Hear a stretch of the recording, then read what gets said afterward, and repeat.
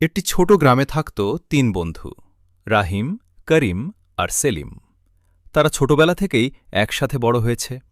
খেলাধুলা, স্কুল, এমনকি কাজ, সবকিছুই তারা একসাথে করত। একদিন তারা সিদ্ধান্ত নিল পাশের জঙ্গলে গিয়ে একটু ঘুরে আসবে।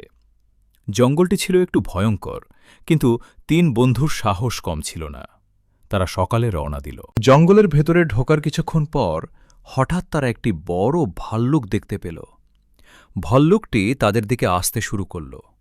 রাহিম খুব দ্রুত একটি গাছে উঠে পড়ল। করিম দৌড় দিয়ে পালিয়ে গেল, কিন্তু সেলিম কিছুই করতে পারল না। সে খুব ভয় পেয়ে গেল। তখন সে একটা বুদ্ধি খাটাল। সে মাটিতে শুয়ে নিঃশ্বাস বন্ধ করে মৃত মানুষের মতো হয়ে রইল।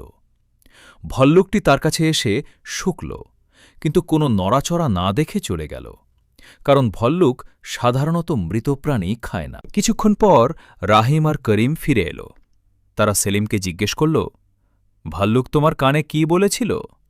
সেলিম হেসে বলল, সে বলেছে যে বন্ধু বিপদের সময় পাশে থাকে না, তাকে কখনো সত্যিকারের বন্ধু ভাবা উচিত না। নৈতিক শিক্ষা: সত্যিকারের বন্ধু সেই যে বিপদের সময় পাশে থাকে।